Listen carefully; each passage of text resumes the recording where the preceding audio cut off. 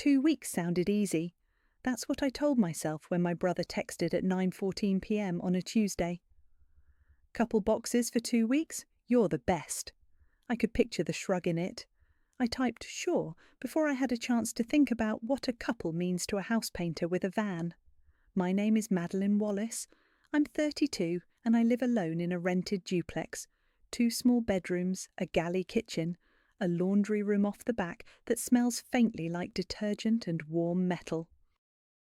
I'm the front desk coordinator at a paediatric clinic. My shift starts at 7 a.m. and I'm good at alarms and check-ins and keeping a calm voice when a toddler is screaming over a sticker. At home, I like quiet. I like doors that latch and floors you can walk on barefoot. Wayne is my older brother. He's 35 and runs a painting business the way he runs everything. Favours, shrugs, and a smile when he needs something. Our mum, Cynthia, is 62. She taught me to say yes, to be helpful. Our younger sister, Mara, is 29, and she can hold both truths in her mouth without picking a side. Across the wall from me lives Edith Price, 78, who notices everything and is in bed by 9. My landlord is Mr. Shaw, practical man, mid-50s, polite and very clear about lease rules.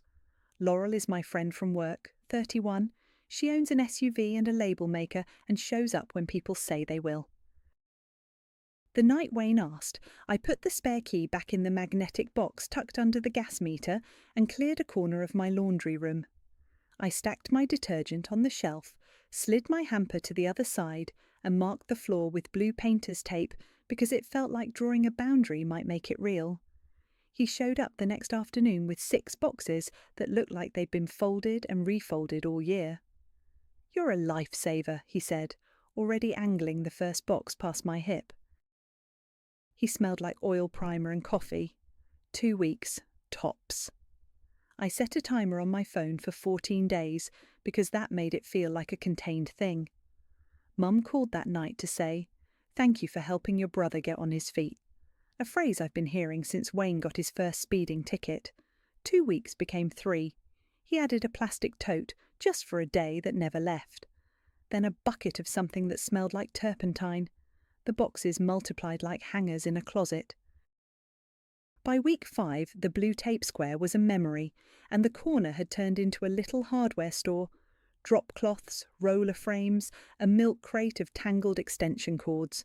He'd text, swinging by to grab a brush at odd times, and I'd find the laundry door pulled to but not latched, a new scuff on the baseboard. Nothing dramatic, just enough to make me fold my scrubs and think about how many people had keys to my piece. "Just temporary," Wayne promised. "I've got a big exterior job and no room in the van." He was nice about it in that way. He's nice when he's getting what he wants. "You won't even know it's there." I knew it was there every time I edged around a stack with a basket of towels on my hip. Summer came. Mulch bags appeared in the yard. Edith waved from her porch with her crossword and said, "Busy over there?" And I said, "Family." Like that explained it. Mara texted me memes about sibling dynamics and asked if I wanted to go in on Mum's birthday gift. I bought a scarf and didn't mention the boxes. I kept telling myself it was fine. It's just storage. It's just Wayne. It's just for a little longer. Then, 6 months after that 9:14 p.m. text, on a Saturday in late September, 8:02 a.m., a clear, bright morning, you could smell fresh coffee and the cool hint of fall when the door to the laundry room opened behind me. I'd just switched the wash. The towels made that heavy, wet slap from the drum. Wayne backstepped in with his paint-splattered ladder, talking into his phone. Yeah, I'm at my sister's. Give me 2 seconds." He angled the ladder around, misjudged the space I don't have, and the top rail scraped across the white dryer door with a ripping metal sound that felt like a line through my last nerve. We both froze.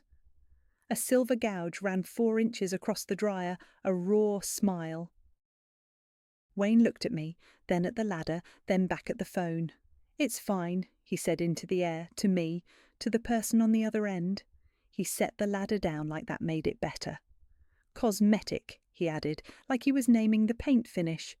I stared at the scratch, at the smudge his hand left on the enamel. My coffee went cold on top of the washer. The machine buzzed, waiting for me to close the door. Outside, a jay shrieked. Inside, the only sound was the hum of the dryer's tired motor and my own heartbeat. Something quiet in me unhooked. I reached for my phone. I took a picture before the dryer stopped vibrating. The scratch caught the light, raw metal under white enamel. I stepped back so you could see the whole door and the edge of the ladder in the frame, in case he tried to say it was already there. Then I texted at 8:11 a.m. "Please be careful, this damaged my dryer." 3 dots, then a thumbs up. He left 5 minutes later, ladder on his shoulder, phone tucked to his ear. "Cosmetic," he said on his way out, like he was naming a paint finish. The door clicked shut behind him, the kind of click that sounds like final, and it wasn't. That night at 12:17 a.m, my phone buzzed from the kitchen with a small earthquake sound that means motion at the back. Not a burglar, not a raccoon. Wayne has a key.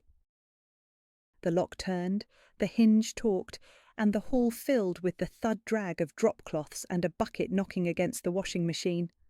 I lay still and tried to count the breaths until it would be over. He left the laundry door pulled to, but not latched. The ceiling light in there is an old fluorescent that hums when it's on. It hummed like a tired bee all night. Morning made everything ordinary again. Coffee, toast, a reminder on my calendar to move my car for street sweeping. I slid an elastic over my stack of folded scrubs at 5:30 a.m. and did it in the dark because it felt like a small protest against the humming. When I opened the utility bill later that week, September usage, my total had jumped $23 from August. Not a crisis, just a version of loud my budget could hear. I took a photo of the line item with the new balance, 118.16, and set the envelope under a magnet on the fridge like a pin in a map. I texted Wayne again on Wednesday at 12:02 p.m. from my lunch break at the clinic. "Can you give me a pick-up date for your things? The laundry room needs to be clear." "Don't be dramatic," he wrote back. No punctuation, no date. At work, I checked in families, handed out clipboards, and smiled at a toddler who only wanted the purple crayon. The rhythm helped. People showed up when they were supposed to. Doors opened and closed on schedule. Things had names and places. At home, my laundry room had turned into Wayne's idea of a suggestion box. He'd toss in whatever needed a place and assume it could sit there until it felt like it wanted to move again. That week, the pattern kept repeating. An 8:53 p.m. text, grabbing a thing. No knock, just the sound of the key and the soft bump of the inner door. A light left on. A trail of sawdust like glitter across the hall rug from a piece of trim he'd cut somewhere else and leaned against my wall. I kept wiping and turning and shutting and wondering how many small noises you can absorb before your own house stops sounding safe. Edith caught me on the path one afternoon, her cardigan buttoned wrong by one, and said, "Busy week?" Not nosy, just the way she says the weather. "Family," I said, because that word is a Swiss Army knife in our house. It covers inconvenience, it covers resentment, it covers every unpaid invoice of time. She said. She has a way of filing a sound so it stays handy. I didn't bring it up to Mum. She would have said, "He's working hard, be helpful." I figured when I saw her on Sunday I'd keep it neutral. Mara texted a picture of a baby shower invite we both got and wrote, "You going?" "I can't do small talk for 2 hours." I typed, "We'll split it," and sent a thumbs up sticker back to be funny in the way we are. Saturday night slipped into Sunday morning with that same 12:17 clatter. I stared at the ceiling and watched the shadow of the door frame, the sliver of light staying at the bottom like a cheap nightlight. The hum pressed into my ears until sleep lost. By 5:30 a.m, I was up again, habit more than need, folding scrubs into a neat square stack with my fingers smoothing the seams. The kitchen clock ticked a soft metronome. The house felt like it was waiting for me to either accept the new normal or pick it up and put it back where it belonged. My heartbeat did that timer thing, the one that makes you aware there's a countdown even if you can't see it. At 6:45 a.m, 3 little knuckles tapped my front door. Tap, tap, tap, polite and precise. I tucked a hair behind my ear and opened it to Edith in her robe and slippers, steam rising from the mug cupped in her hands. "I heard someone at your door after midnight," she said, eyebrows making a small tent. "Is everything safe?" "I heard someone at your door after midnight," Edith said. "Is everything safe?" "It was my brother," I said. "He's been keeping some boxes in my laundry room. I'm safe." Saying it out loud made it sound flimsier. She took a sip from her mug. "I keep an early bedtime. If the late-night traffic keeps up, I'll have to call Mr. Shaw. He's particular about doors." "I know," I said. "Thank you for telling me." When she went back inside, I sat at my kitchen table and opened my laptop. 7:12 a.m, subject line, late night entries and storage. I kept it factual. "Hi, Mr. Shaw. I wanted to give you a heads up. My brother has been storing some boxes and tools in my laundry room the past few months. He's been letting himself in late at night to grab things and has left the interior laundry door unlatched a few times, so the light stays on. My neighbour heard him after midnight last night. I'm setting a firm deadline for him to remove his belongings and will make sure the doors are secured.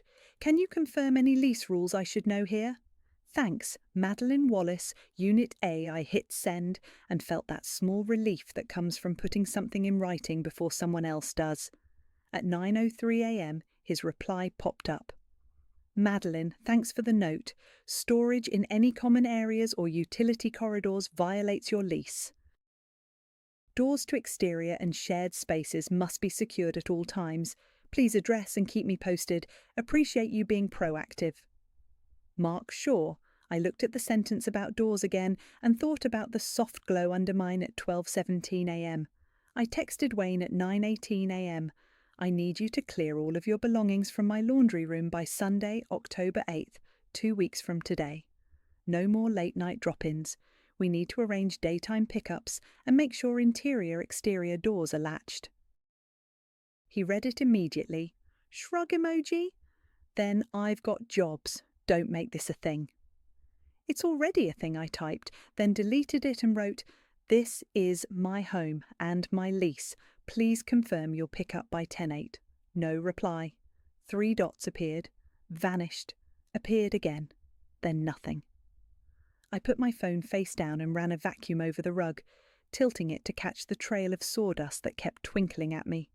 Mum called at 2:40 p.m, Sunday voice warm like gravy. "Honey, Wayne mentioned you're pushing him about his stuff. He's working hard right now." "I know he is," I said.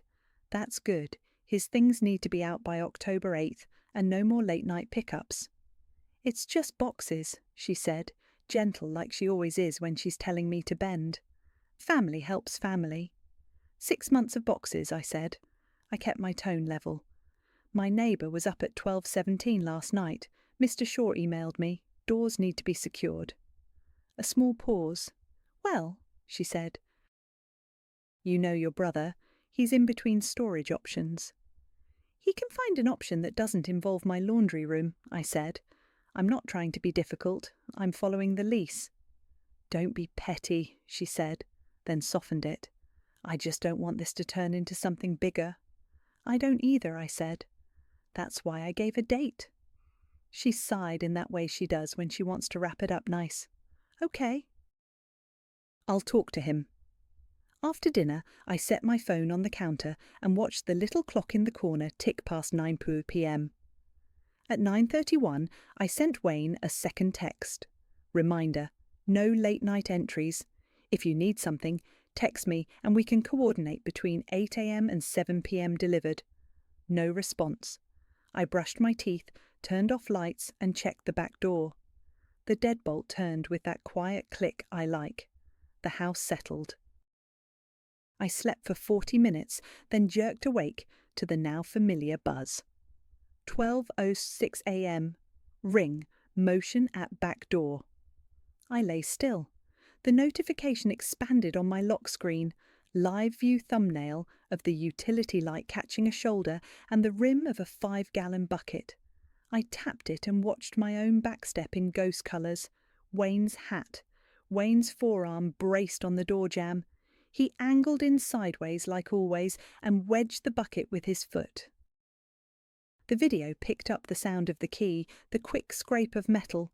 He didn't knock, he didn't text, he kept his head down, like if he didn't meet the camera's eye it didn't count. I could have gotten up, I could have said something through the speaker, I didn't.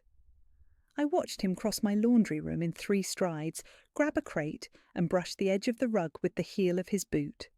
A fine spray of sawdust puffed up where he set the crate down for a second to adjust his grip. He left the interior door pulled to, not latched. The light stayed on. 12:18 a.m. Ring, motion detected. He was back out, laddering his way under the camera, jaw set. He never looked up. The door clicked shut behind him, quiet and wrong. I saved the clips, starred them so they wouldn't get buried, and wiped the counter with the dish towel because that's what there was to do at that hour. My phone sat on the table, his earlier "don't make this a thing" still the last word. At 7:10 a.m, before work, I swept the strip of sawdust into a dustpan and dumped it in the trash. I latched the laundry door with a deliberate push, heard the latch seat, and took a photo of it closed for no one but me. Then I opened our message thread and scrolled up to my deadline. 2 weeks. October 8th.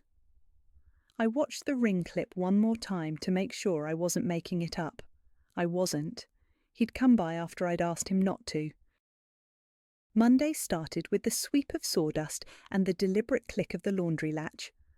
I made coffee and sat at the kitchen table with a legal pad because paper helps when my brain feels like a crowded counter. I wrote a list down the left margin. Electric bill increase, 23 toil lines, sept versus og. Dryer door, gouge across enamel, cosmetic. Lost sleep. 3 late nights, 12:17 a.m, 12:06 a.m, plus last week. Lease, doors must be secured. Mr. Shaw email, 9:03 a.m. Sunday. On the right I added columns like it was a budget. Replacement chart repair. No, but document. Time. Boundaries. I circled boundaries. At lunch, I told Laurel the thumbnail version over microwaved leftovers at the clinic break room. I showed her the photo of the scratch and the $118.67 total on my utility bill and the 9:18 a.m. deadline text to Wayne with his shrug reply. She chewed, looked at the screen and said, "If there's a deadline, there has to be a consequence, otherwise it's a suggestion." I gave him 2 weeks, October 8th. And when he ignores October 8th, she didn't say it unkindly, "You need a plan B." "Storage unit." I said it like a question because it felt like escalation. "Storage unit," she said, like it was a hammer and we'd found the nail. "I can help Saturday, I have the SUV." Back at my desk between check-ins, I googled storage near me. The second result had a big red banner. First month, $29. 10 minutes away, gate hours until 10 p.m, ground floor units. I clicked hold unit and hovered, then saved the page to my bookmarks instead. I read 3 reviews that mentioned clean halls and nice staff, and one that complained about a rate jump after the promo month. Fine, I only needed the promo month. After work, I drove to the discount store with the squeaky carts and bought 3 clear plastic bins and lids, $18 total on the receipt, and a pack of fat black markers. At the hardware store, I stared at the lock aisle until the wall of brass and nickel stopped being blur and picked a simple deadbolt with a keyed exterior, $42. The clerk asked if I wanted it rekeyed and I said, "Not yet." I put the receipt in my wallet like a ticket to later. On Tuesday, my phone stayed quiet. No dots, no grabbing a thing, no apology. The Ring app didn't light up overnight, and I slept like someone who remembers what normal feels like. On Wednesday, at 8:17 a.m, after the first wave of calls at the clinic, I texted Wayne again. Second notice, your items must be cleared from my laundry room. If they are not picked up by Friday, Oct 6 at 6 p.m, I will move them to a storage unit on Saturday morning, Oct 7. I will pay the first month only. After that, storage costs and pickup will be your responsibility. No more late-night entries. Confirm you've seen this. Delivered. Read. Nothing. Laurel poked her head around my monitor at 12:24 p.m. Saturday still good? She mouthed. Saturday, I said out loud, which made it real enough to write on my legal pad in ink. Sat 9 a.m. Move Wayne's stuff. At home that night, I gathered my paperwork like I was doing taxes on my own patience. I opened our message thread with the 9:18 a.m. Sunday deadline and took screenshots, his shrug emoji, his "don't make this a thing." The time-stamped ring still of his shoulder. At 12:06 a.m. I printed them. The printer spit out pages warm and smelling like plastic.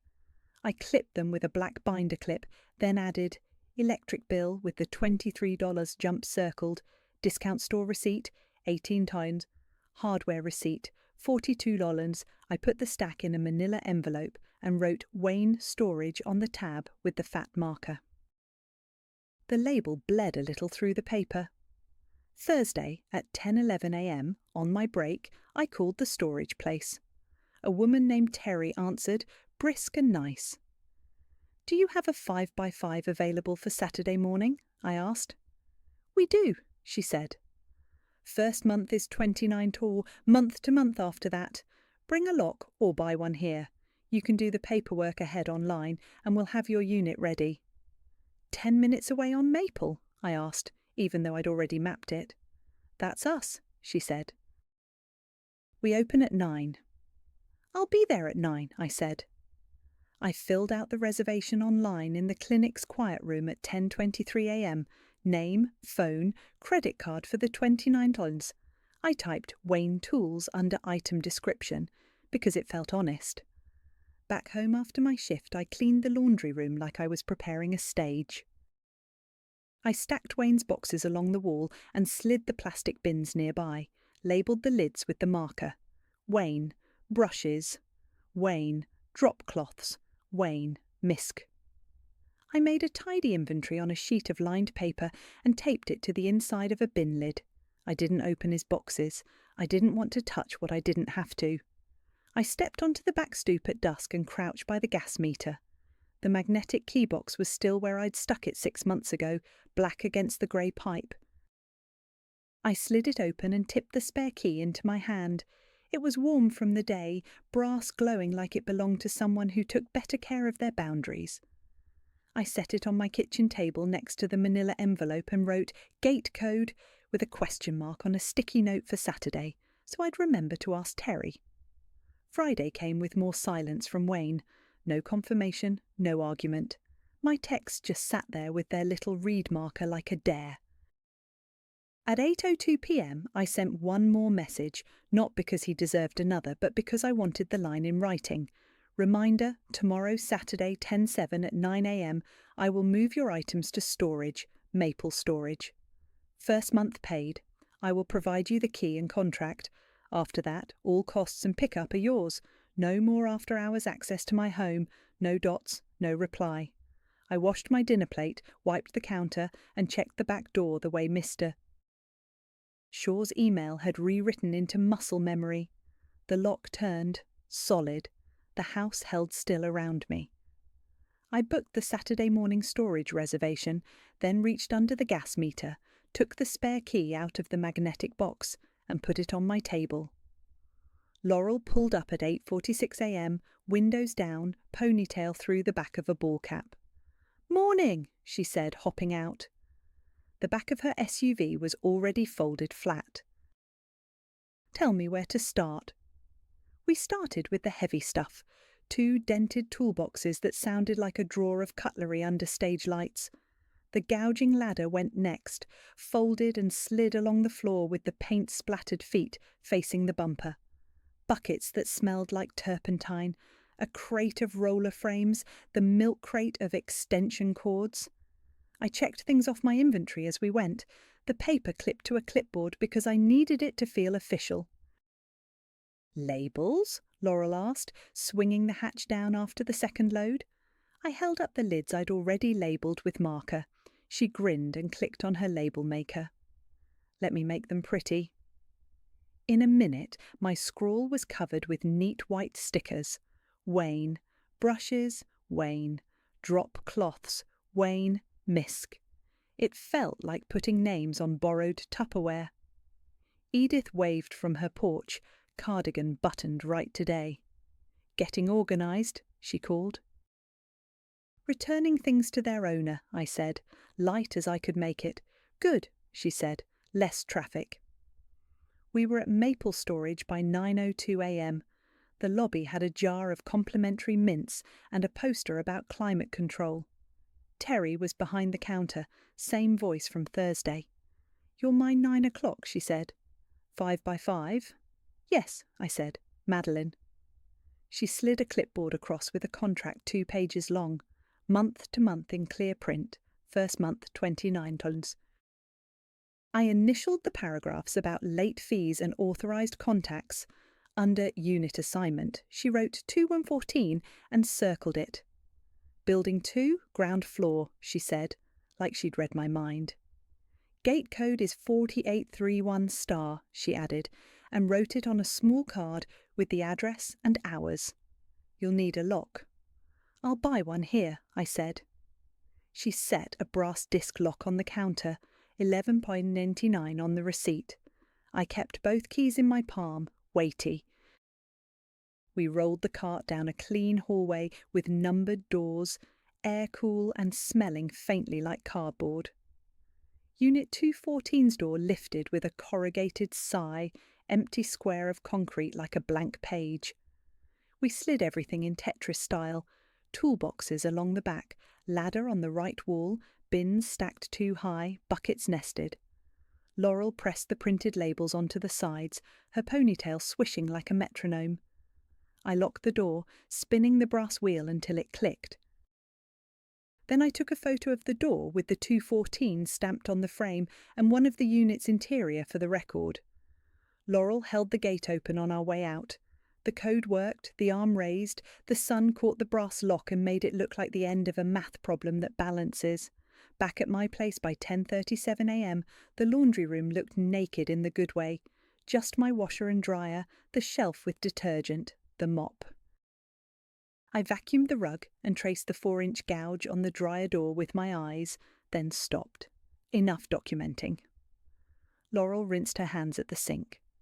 "You doing the lock today?" she asked. "Now," I said. We unscrewed the old deadbolt together. The new one slid in clean. I turned the key and felt the bolt seat with a satisfying thunk. I tested it 3 times because sometimes I need to hear certainty more than once. The old spare key sat on my table, suddenly useless. I dropped it into a bowl and tucked the magnetic box into a drawer. No more permission living under the gas meter. At 11:22 a.m, I texted Wayne, "Your items are at Maple Storage, Unit 214, Building 2. Gate code 4831 trained. I paid the first month, $29. I have the unit key and the contract ready for pickup. You have 30 days to clear the unit or take over payment. I will not be paying beyond the first month. The lock at my place has been changed. Please do not enter without me present." I attached the photo of the unit door with the brass lock and the picture of the unit interior. I watched the little sent tag pop up and set my phone face down. I slid the storage contract, the unit card with the gate code, and one of the brass keys into a fresh manila envelope. I added my tidy inventory and a printed photo of the unit number, clipped together. On the front, in Laurel's neat label maker print, she stuck a strip for Wayne. "You want me to come when you hand it off?" she asked. "Dinner at Mum's tomorrow," I said. "I think that's the moment." She nodded. "I'm on standby. I can be a car in the driveway." After she left, I emailed Mr. Shaw at 12:06 p.m. "Hi, Mark. Following up. I had the items removed from my laundry room this morning. I changed the deadbolt on my back door to ensure it latches properly. Per lease, I will drop a copy of the new key in your office mailbox this afternoon. Thanks for your earlier guidance. Best, Madeline, he replied at 12:22 p.m. Madeline, appreciate the update. Thank you for securing the door. Mark Shaw.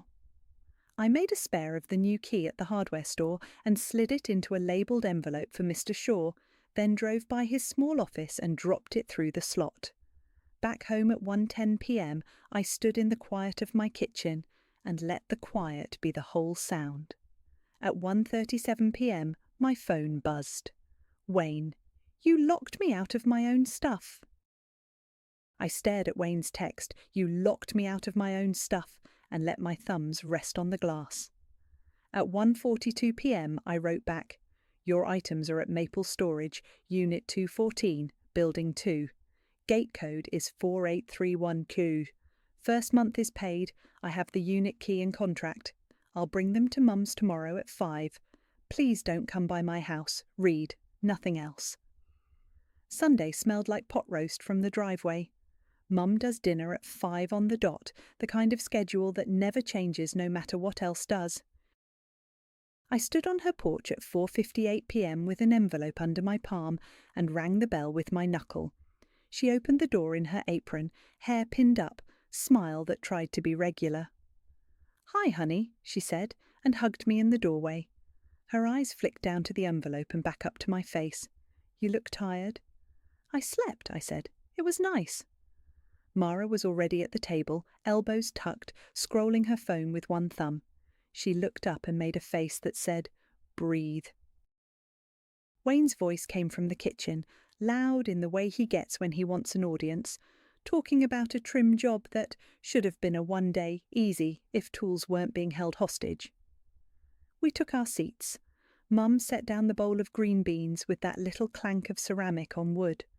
Place settings as always, mismatched forks, folded napkins from a pack she keeps in the pantry, a candle she lights even when it's light out. Wayne didn't give the candle a chance to do its work. I'm gonna say it, he announced, leaning back in his chair to see all three of us at once. Madeline locked me out and kidnapped my tools. Mum's mouth made a line so tight it almost disappeared. Wayne, she said, warning and soothing at the same time. Let's just... It's true, he barreled on. I go to grab a ladder this morning before church and surprise, I'm locked out like a stranger, no warning. You had 2 weeks' notice, I said, even. And then a second one. Mara's fork hovered mid-air. Mum reached for the serving spoon like it could ladle us back to small talk. Sweetie, she said to me, soft but with that edge she keeps for when I'm veering off the helpful script. You know your brother needs his equipment to work. I nodded once. I know. That's why it's in a storage unit with a key and a deadline. Wayne scoffed. A deadline? What am I, a library book? It was just boxes. Family helps family.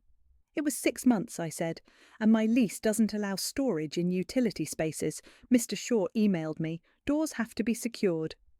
Mr. Shaw, Wayne repeated, like the name had a taste. Come on, Madeline, you could have just waited till I got through this week. I told you, big exterior job. You told me, don't be dramatic, I said. And then you came by after midnight, twice after I asked you not to. He opened his hands in a big shrug. Because I'm working. Because daylight hours are booked, I was careful. You scratched my dryer, I said. You left the light on. My electric bill jumped. Edith heard you at 12:17. I didn't try to make it bigger than it was. I kept my voice level. I need my home to be my home. Mum pressed her napkin to her mouth like she was hiding a thought. It's just a scratch, she said, but the words didn't have much air. Mara looked between us and set her fork down. Is the stuff really in a unit? She asked. Like, with a lock? Yes, I said. Maple Storage, Unit 214. I paid the first month. The gate code's written down. Wayne shook his head. This is petty, he said. It's petty and it's... He searched for a word and came up with cold. I changed my lock, I said, not for punishment, just as fact. Please don't come by without me. He laughed without humour. God forbid I need my brush at midnight. You'll need to plan ahead, I said. Mum put a hand on Wayne's forearm.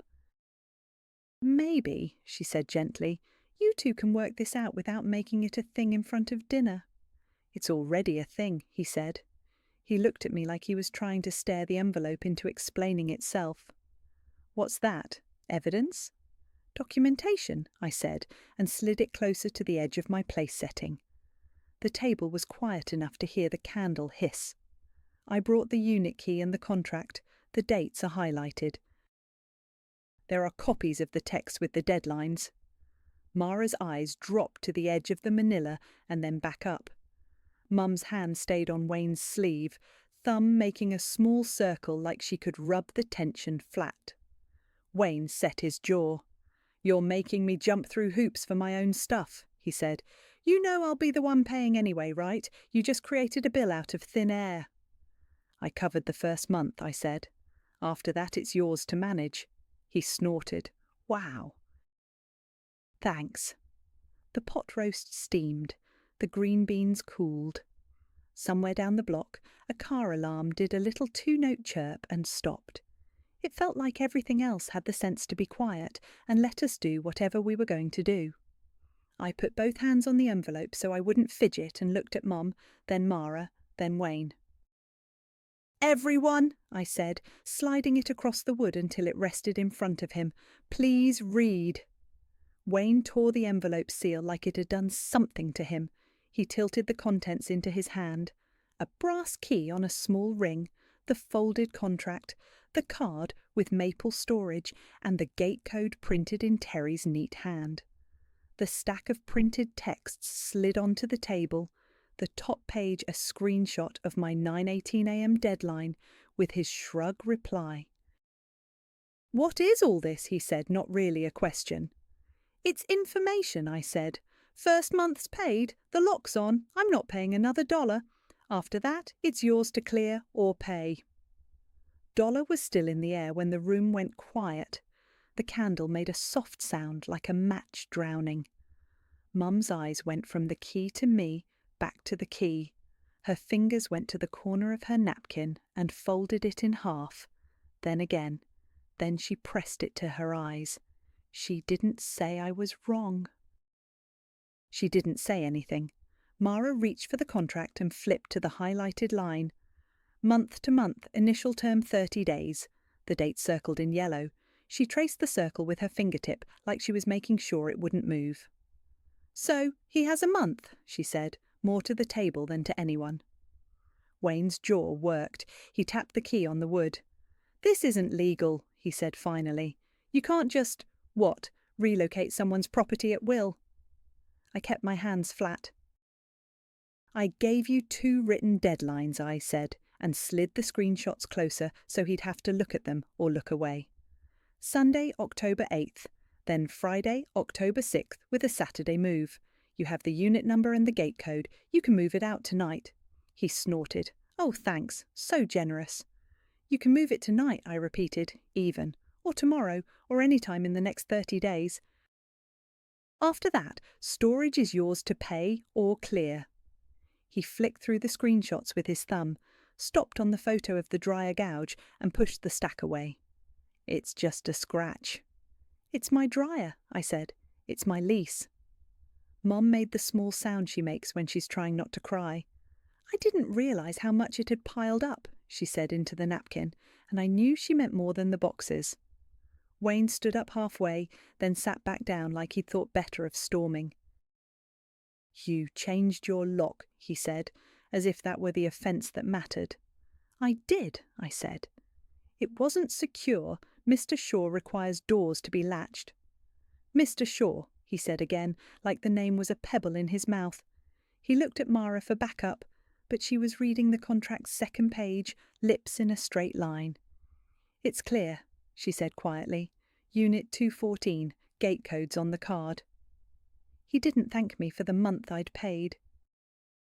He didn't acknowledge the way Laurel and I had loaded his ladder into a storage space so clean you could eat off the concrete. He put the key and the card back into the envelope with rough care, folded the flap down without sealing it, and stood up for real this time. Mum reached for his sleeve. "Eat," she said, the habit of hospitality too deep to let go without a fight. "I've got somewhere to be," he said. His jaw set hard enough that the muscle jumped. He lifted the envelope and pushed his chair in with his knee. To me, "This is petty," he said, and then he left, the front door catching on the weather strip and then closing with a solid end statement sound. The house exhaled. The pot roast steamed in an empty centre of the table. Mum took a breath and let it out shaky. "I just wish you two would—" She didn't finish the sentence. She looked at me with red-rimmed eyes and said, "You know I don't like conflict." "I know," I said. "Me neither." Mara nudged the green beans toward me like we were still doing dinner. "Want some?" she asked, and it was a kindness. We ate.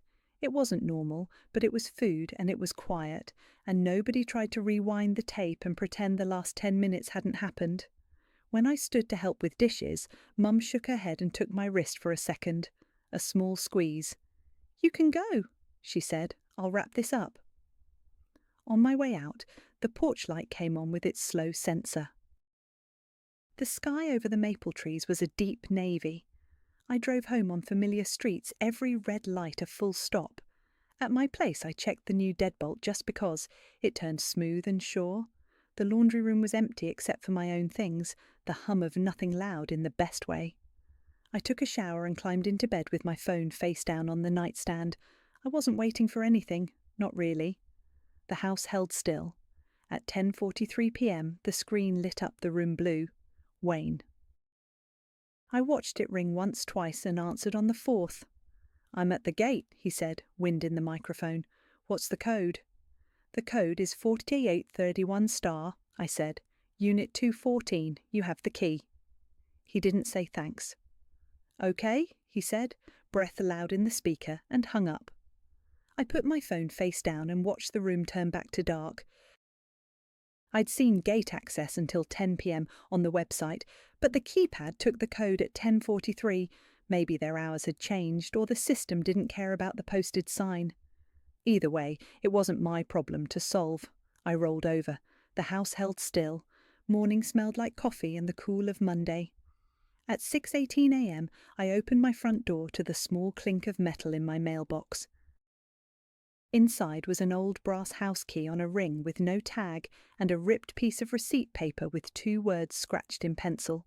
Took care of it. I set the key in the bowl by my door. It didn't fit my lock anymore. It didn't have to. Before work I swept the laundry room like it was a little ritual. The broom whisked up grit from corners I could reach without stepping around anyone else's chaos. I wiped the shelf and set a small wire rack on top for detergent and dryer sheets. I started a load of towels and stood there for the first minute, listening to the washer fill, a sound that should have always meant normal. At 7:02 a.m. I texted Wayne, "Got the key. Thanks for clearing the unit." No reply. That was fine. On my lunch break, I drove to Maple Storage. The gate took my code without a hiccup. The hall was cool and smelled like cardboard. Unit 214 lifted with its metal sigh onto a square of concrete that was empty enough to echo. A faint scuff of where the ladder had leaned was all that said anything had been there. I unlocked my brass disc lock, spun it off and slid it into my bag. In the office, Terry looked up. "Vacating 214, I said. "It's empty." She clicked her mouse. "Got it. We'll close it out at the end of the month unless you want it closed today." "Today," I said. She slid a short form over. "No refunds for unused days." "That's fine," I said, and signed. It was $29 well spent to put an end on something that had eaten up 6 months. Back at the clinic, Laurel poked her head into the break room. "How'd it go?" "Empty," I said. "He cleared it." She smiled. "Your laundry room looks like a magazine, doesn't it?" "Like a prescription label," I said, and we both laughed. When I pulled into my driveway after work, Edith was watering her mum's with a tin can. She lifted her chin at me. "Quieter," she said. "Yes," I said. Back to normal. Good, she said, and tipped the can. I like normal. Inside, I boiled pasta and ate it with jarred sauce and the last of the parmesan, like a person whose house belonged to her again. At 7:40 p.m, Mum called. "Hi, honey," she said, voice softer than Sunday. "Wayne stopped by earlier and took care of his things." "I know," I said. "He left a note." She made a small exhale. "I didn't realise how much it had piled up," she said, the exact words, and then, "I don't want you losing sleep over this kind of thing." "I slept last night," I said. "It was nice." "I'm glad." She paused. "Dinner was a lot," she added. "Thank you for keeping it calm." "I was trying," I said. "Me too," she said. "We'll do lasagna next time." After we hung up, my phone buzzed again. "Mara, proud of you. Want my leftover lasagna?" I texted back, "Yes, trade you pasta for it." "Deal," she wrote, and a laughing emoji with a side eye, our language for we survived. I emailed Mr. Shaw a short update at 8:10 p.m. "Hi Mark, final note, all items have been removed, the late night entries have stopped. Thanks again. Best, Madeline." He replied an hour later, "Thanks for the follow-through." The week slid back onto its track. My 7 a.m. shift felt like a routine instead of a recovery. The Ring app went quiet. The back door latched with one click and stayed that way. The electric bill magnet held only its own weight. I didn't turn on the laundry light and then go check it twice. I did a load of whites on Thursday and folded them in the quiet hum of my own machines. On Friday afternoon, a week after the storage run, my phone lit up with Wayne's name. I answered in the clinic parking lot. "Hey," he said, "can I borrow your spare key for a delivery?" "I need to leave a ladder somewhere safe for the afternoon." I watched a maple leaf spin in the breeze near the curb. "No," I said. A beat. "I'll only need it for a couple hours." "No," I said again, same tone as I'd use at the front desk to tell a family the last appointment is taken. "I can't do that." He made a sound that could have turned into an argument if we let it. We didn't. "Fine," he said. "I'll figure it out." "Okay," I said. The call ended. Nothing bad happened. No storm. No follow-up lineup of texts. He figured it out, somewhere that wasn't my laundry room. That night, I took the magnetic keybox from the drawer and put it in the trash. The little black rectangle thudded onto the bag like a decision. I wiped the dryer door and didn't look at the gouge more than once. The deadbolt clicked when I turned it. The house sounded like itself again. The quiet wasn't dramatic. It was practical, and it was mine.